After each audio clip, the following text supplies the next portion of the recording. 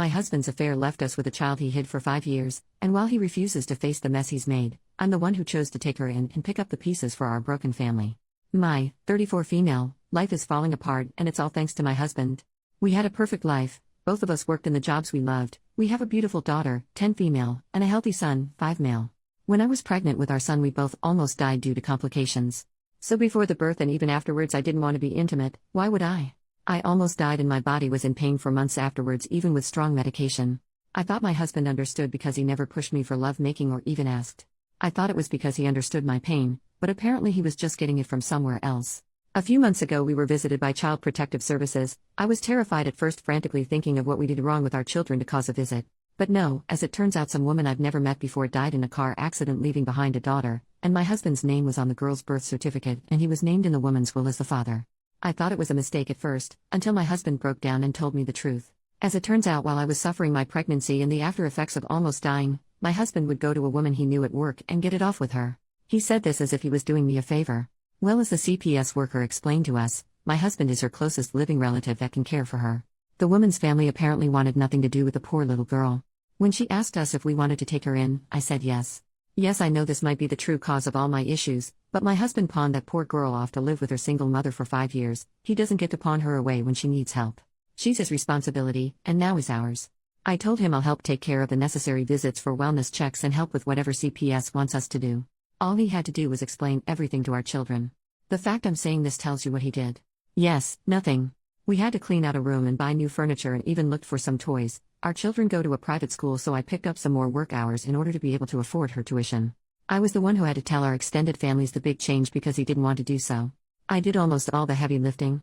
So color me shocked when his daughter finally joins our family 2 weeks ago and the first words out of our children's mouths was, "Who's that?" Yes, I was the one who had to tell our children's school, extended families, family doctors, and my workplace about my husband's affair and subsequent addition to our family.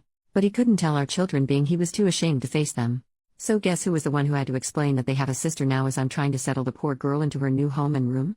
And shocker, our children didn't take the news well as it was happening right in front of them. My daughter was screaming while crying, causing my son and the little girl to cry. A situation that could have been avoided if my husband just did the one thing I asked of him and explained everything to them much sooner. It's been 2 weeks of her living with us and the situation hasn't improved. My husband has not picked up the slack that comes with having a new addition to the family, so we're struggling right now to make ends meet.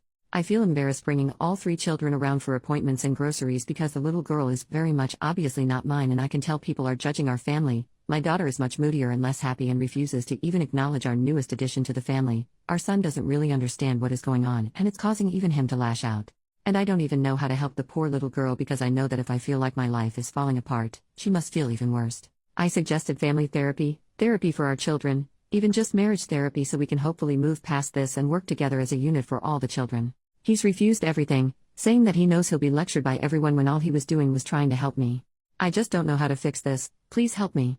I don't want to divorce him because I just know that will make it worse for the kids, but that's the only option my family is telling me. Meanwhile, his family is begging me to make this work and to just look past it. Edit to add. Thank you. I hear you all loud and clear. We'll be looking into therapy for me and the children and hopefully a good divorce lawyer. But first I need to get some answers because some of you are raising some good points. Update just over 1 month later. I'm sorry, you all were right. It was a lie.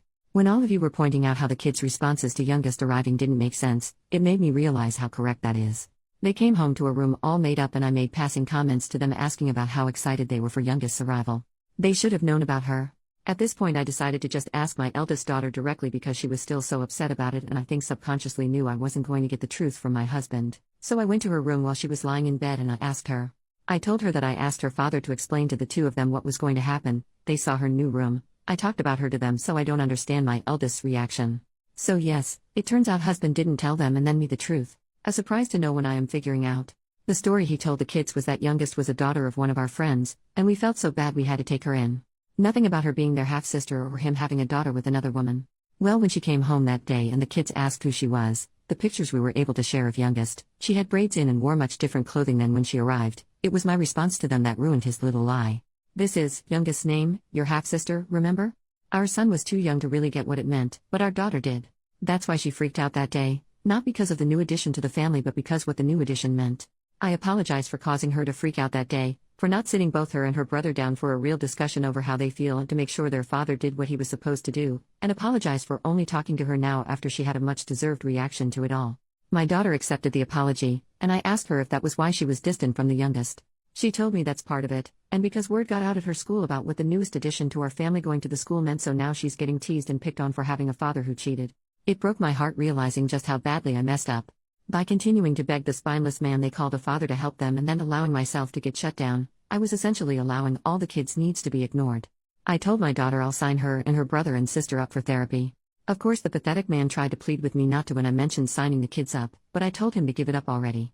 All 3 children's lives have changed, and it will help them adjust with a professional to speak to. He's been grumbling and whining about it, but I don't care anymore. And this might cause many to be upset with me, but I'm in the process with my husband to have him transfer custody of youngest to me. I've grown to care for her, and as some comments in my last post have pointed out, once I do divorce him and leave with our kids, I don't doubt he'll treat her awfully or neglect her. He's been right on board, and it took some convincing, but his parents finally agreed to be witnesses. I got all the paperwork set up and scheduled an appointment with an attorney to help with anything else. Once that happens, I'll try to get everything I need in order to have a smoother divorce and then subsequent move to be closer to my family. Thank you to everyone for giving me a good slap in the face and helped me realize that the children and I deserve better, and I was being so gullible into thinking a man who cheats on his dying pregnant wife is deserving of any respect. New update 6 months later. How do you tell your children you're going to divorce their father? I have 3 children, an 11-year-old daughter and 2 6-year-olds, a son and daughter. Just recently, after months of court hearings, home visits, background checks, and interviews with a judge and a social service worker, I've been granted custody of my 6-year-old daughter with her biological father, my husband, giving up parental rights to me. Right now I'm looking into how a divorce will go and what I need to get any affairs in order to make the process as smooth as possible for everyone involved. The reason for the divorce is because of how he behaved when his adultery came into light. As you can see from the ages, he cheated on me with a co-worker of his while I was dealing with a highly complicated pregnancy and birth. I was the one who had to get everything in order. Meanwhile, it seemed like he did everything he could to make the process of a new addition to our family as difficult as possible. He lied to our children, refused to take all 3 children to therapy, and when I did take them he whined and complained, refused to take on extra workload to help our budget stabilize after a new addition, refused to even acknowledge the children were struggling, and even refused to take all 3 children out and about because he didn't want people to judge, but it was perfectly fine for me to go through it. Basically, it felt like I was the only one trying to repair our family and have us move forward while he made damn sure we were stuck and hurting because he refused to acknowledge that he messed up. Divorce is the only option for me at this point. I just want to know, how can I explain this to my children? I've seen how refusing to actually explain to children can hurt them. Hell, I was the one picking up the pieces from last time thanks to him. I just don't want there to be any more lashing out or fighting. I'm terrified for my eldest in particular. She was the one most hurt by all these changes, and I know she'll understand why. The last thing I want is for her to blame her siblings or herself. I've yet to tell anyone else my plans for divorce because I don't want it getting back to him or the kids before I'm ready. And if there is no way to make the impact easier, how can it make sure it's less damaging for them? OP has only replied to one comment. The commenter questioned parts of OP's story, more specifically why she stayed and helped take care of his affair child, and confused on the custody of affair child and the biological children. Okay, let me try to help. I'm sorry for the confusion. I discovered her existence about a year ago because her biological mother died in a car accident. It's a little confusing here and he still won't give me the why of this, but he was on her birth certificate as the father, so social services did the usual of home visits and background checks to place her with us because I refused to allow him to turn his back on her and have her struggle in the foster care system. I'm a nurse in the pediatric trauma center. I have been there as emotional support for children when they've been told about a parent's passing in accidents or we had to make the tough call to CPS for abuse cases. I do not wish for anyone to witness when a child realizes that they're an orphan or being taken away from their parents. It's why I push for us to take her in. People on Reddit have told me that I'm too much of a saint for taking her in, and that's why they don't believe me. But if you ever had to rub the back of a 4-year-old having her first panic attack because she was told her parents didn't survive, I hope you understand why I refused to ignore a 5-year-old who this time I could save from the system. After the fallout that was primarily caused by my husband, and truth be told I also have some blame for it as well, I decided to divorce him.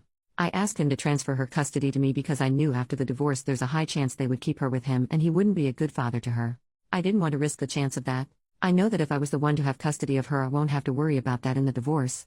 And it's only the 6-year-old daughter he transferred custody over to. He still is a recognized father to our biological children. And thank you for the suggestion of age-appropriate dialogue for our children. I do have some training on that because of my work, so I could try to rework it to make sense for divorce. And probably bump up therapy for the children.